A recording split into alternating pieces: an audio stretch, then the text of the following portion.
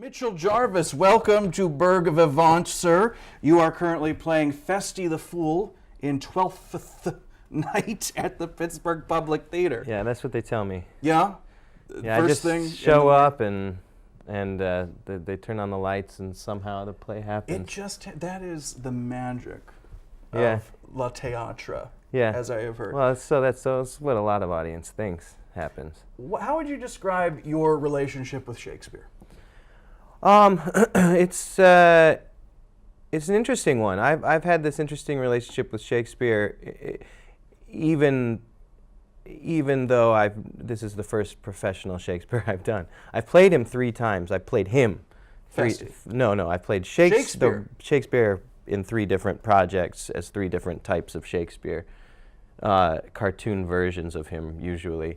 But this is that. You've got the hair, the beard. I mean, he's malleable, depending on the interpretation. So I played him as kind of a rock star character. I've played him as kind of an impish, plummy, almost Stewie Griffin type of character. And this is the first time I've actually done one of his plays professionally. Though, I went to Carnegie Mellon University here in Pittsburgh, and so we spent a lot of time studying him and doing his soliloquies and monologues and voice class and acting class. But this is the first time I've gotten to actually kind of tackle one of his plays. Now, I won't be all rude and ask you when you went to CMU, but how much has changed in Pittsburgh since you were a student there? Well, I graduated '02 when I went to university in '02.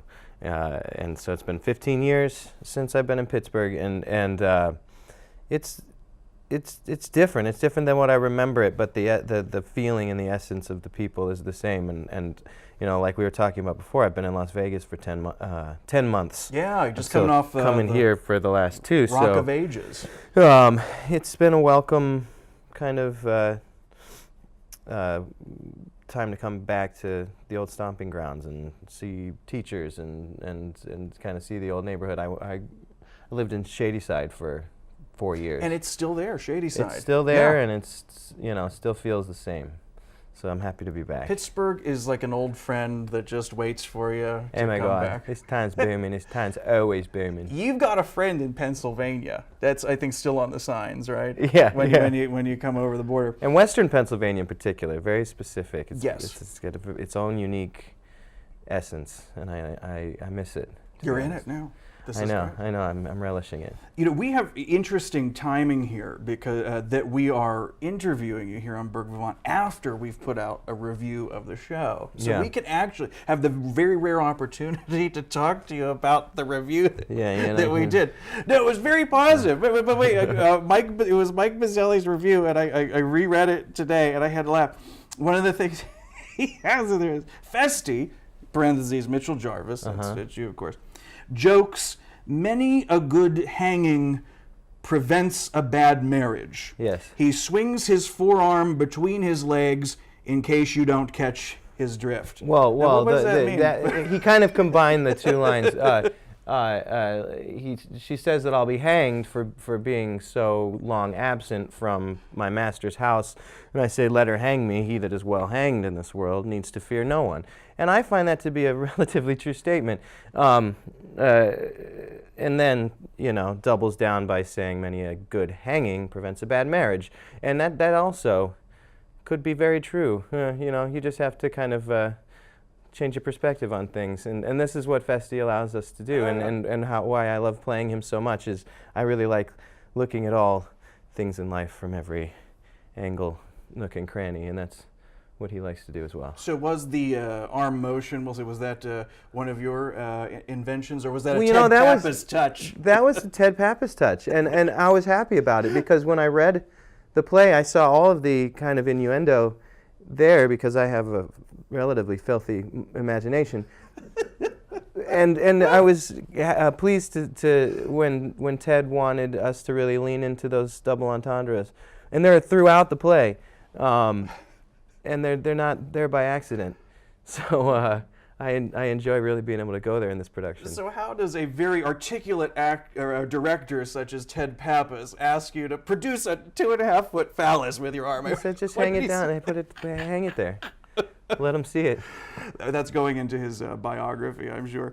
But Mr. Bazzelli does go on that Mitchell Jarvis sings, dances, and jokes his way through the show as the clown Festy. His charms are irresistible. Ah. How often do you hear that? Well, I'll take it. I'll take it when I can get it. Yeah. Because I've heard other things about other performances, and so this is I'll welcome this. So what in your repertoire qualifies you to be a fool?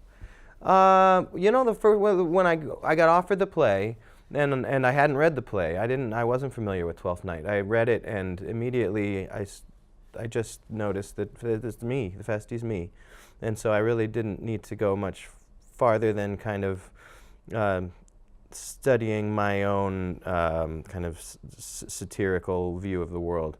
And he just kind of sees things the way I do. So I jumped off from that vantage point, and it's been a relatively painless process putting the show together.